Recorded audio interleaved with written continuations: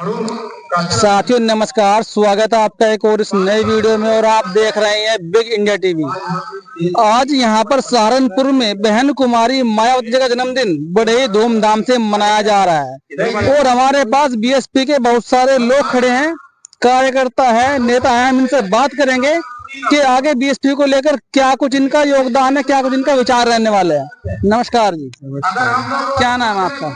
सुनीश प्रधान सुनीश प्रधान जी। किस पद पे है आप बीएसपी में? विधानसभा प्रभारी, रामपुर मनियारण। अच्छा, विधानसभा प्रभारी है आप।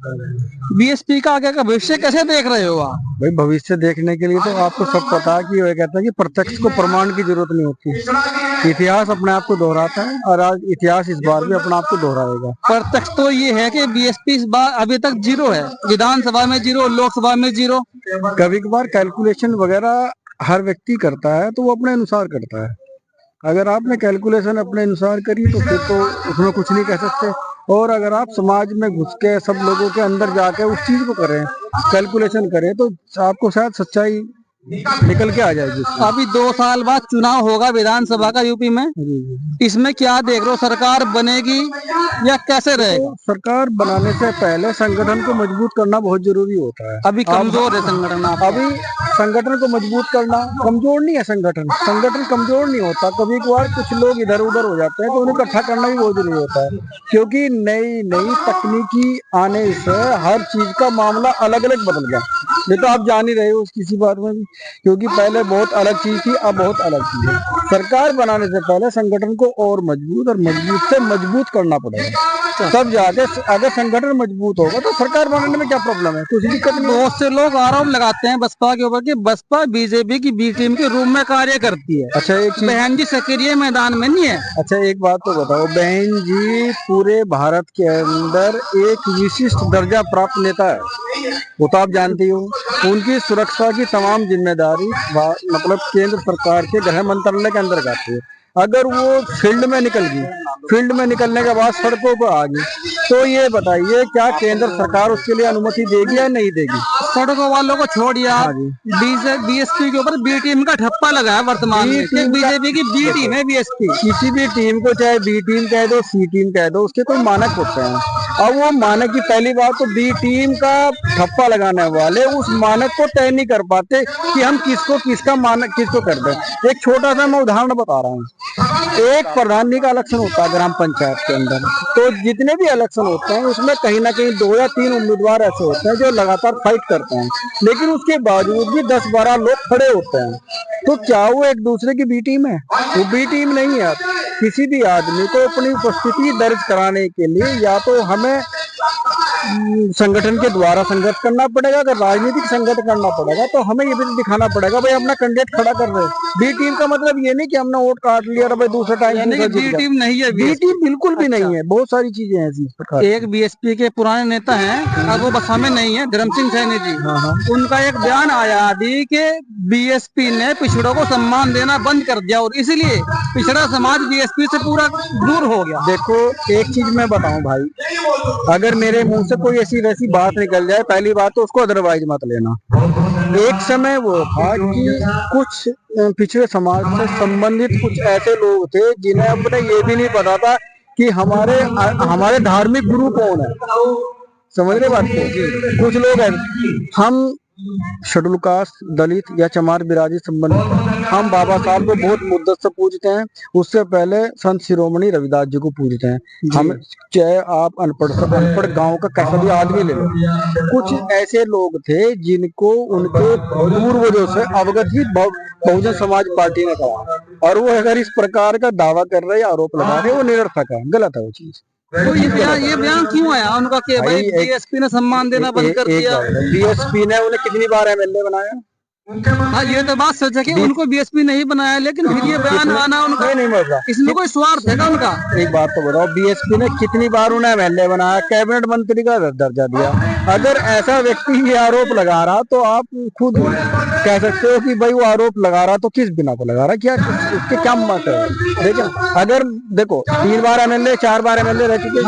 आज धर्म सिंह सैनी को अगर कोई जानता है तो ये जानता है कि वो बहुजन समाज पार्टी से चुने गए प्रतिनिधि थे, न कि किसी और पार्टी में। उन्होंने उससे बाद पार्टी छोड़ी, पार्टी छोड़ने के बाद तमाम पार्टी में रहते थे। क्या वो दूसरी पार्टियों ने उन्हें सम्मान दिया? क्या वो दूसरी पार्टियों ने उन्हें सम्मान दिया? बीजेपी में है वो। बीजेपी में क्या सम्मान दिया? मेरे पास एक फोटो पड़ा है, उसमें जब वो सम्मानित कर रहे थे तो माननीय धर्म सिंह सैनी जी कोने में खड़े थे, कोने में लगा दिया बीजेपी ने उनको। बीजेपी कोने में लगे थे ना। जबकि वो उत्तर प्रदेश सरकार में 2 बार कैबिनेट मंत्री, बहन जी ने उन्हें एक ऐसे डिपार्टमेंट की जिम्मेदारी दी थी जो बहुत ही ज्यादा महत्वपूर्ण डिपार्टमेंट है। मेरे पास फोटो है, मैं चाहूँ तो फोटो भी। चलो कोई नहीं, वो होगा। आने वाले चुनाव में कितनी सीटें देख रहे हो अपनी आप? देखो, सीटों का कैलकुलेशन तो बहुत ज्यादा होता है, उसके लिए तो मैं इतना वो नहीं हूँ कि मैं आपको तुरंत ही उन सीटों के बारे में बता दिया। लेकिन एक चीज होती है, किसी भी काम को करने के लिए कहीं ना कहीं छोटी मोटी कमी रह जाती है। मेरा व्यक्तिगत रूप से या अगर मैं संगठन के बतौर में काम करता हूँ तो पहला मेरा जो एक टारगेट रहेगा ये रहेगा कि संगठन उस स्तर तक पहुंच जाए कि हमें सीटों की कैलकुलेशन हमें स्वयं ना करके आप जैसे पत्रकार बंधु या इलेक्ट्रॉनिक प्रिंट मीडिया के लोग करें फिर हमारे। अच्छा, तो हमारा मकसद ये है। एक आरोप लगता है लगातार के ईवीएम में खराबी है, बहुत से लोग आरोप लगाते हैं, ये बात सही मानते हैं? देखो, मैं एक सॉफ्टवेयर इंजीनियर हूँ, बेसिकली मैं एक सॉफ्टवेयर इंजीनियर हूँ। इस बात से इनकार नहीं किया जा सकता कि ईवीएम में प्रॉब्लम नहीं हो। मैं आपके चैनल के माध्यम से एक छोटी सी जानकारी को शेयर करना चाहता हूँ। जिस वक्त पोलिंग शुरू होता है उस वक्त 100 वोटों का मॉक पोल होता है।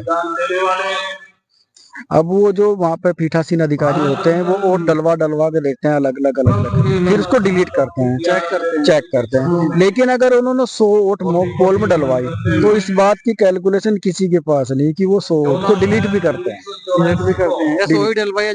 हाँ, तो 100 वोट को डिलीट भी करते हैं। नंबर 1 पॉइंट, ये एक मतलब संदेहास्पद स्थिति है। दूसरी स्थिति ऐसी है, कुछ जगह मेरे पास साक्ष्य नहीं है उस बात के, लेकिन कुछ जगह ऐसा हुआ कि पोलिंग तो हमारा 800 वोटों का निकल रही, वहां 850। तो आप उसे क्या कहोगे? तो ना तो हम आरोप लगा रहे, ना उन चीजों को स्वीकार कर रहे कि भाई ईवीएम सही है, क्योंकि कारण है कि फिर आदमी साक्ष्य पूछते हैं, साक्ष्य हमारे पास उपलब्ध नहीं है उस चीज के लिए। बादशाहपुर से, यहीं से जहाँ प्रोग्राम हुआ है, सेक्टर मेरा ही है। जी जी, आपका पहले बहुत बहुत धन्यवाद कि आप यहाँ पे आए और आप हमारी जो बात है उसको अच्छा देश के अंदर बीएसपी को कैसे देख रहे हैं आप आने वाले समय में? देखो, हमारे जो बुजुर्गों ने योगदान दिया ना, ये बीएसपी से नहीं बनी, इसमें हमारे बुजुर्गों का खून तक लगा हुआ है। और आपने देखा भी होगा 2007 में जब सरकार आई बहन जी की, तब आपने देखा कितने स्कूल कॉलेज, कितने हॉस्पिटल और गुंडा राज बिल्कुल खत्म कर दिया। तो वो सिर्फ बहन जी की तो देन थी। और आज हम जो खुल के बोल रहे हैं जय भीम, ये सिर्फ बहन जी की देन थी और आने वाला समय भी बहन जी का ही है। समय क्या है, 10 साल तो हो गए, 12 साल सरकार नहीं बन रही आपकी, एक सीट नहीं आपकी है, लोकसभा में नहीं, विधानसभा में नहीं सीट आपकी। सुनो जी, यहाँ पे जहाँ आज हम खड़े हैं ये रामपुर विधानसभा है। अगर हम यहाँ बात करें 2007 और 2012 की, तो यहाँ पे बीजेपी का जो वोट था ना वो 3,500 या 4,000 वोट था बीजेपी का। लेकिन अब पिछले 2017 से और 22 में अब 2 फेरे से लगातार एमएलए है बीजेपी का है और बढ़िया वोट से है। तो ये समय की बात है, इसमें कुछ नहीं। और हमारा देखो वोट परसेंटेज अब भी जो ये लोकसभा चुनाव अभी भी गया, इसमें लगभग 9.5% वोट परसेंट रहा हमारा। चलो वो तो बात ठीक है, लेकिन लोग तो ये कह रहे हैं बसपा तो भाई खत्म हो गया, बसपा तो कुछ भी नहीं कहीं भी है।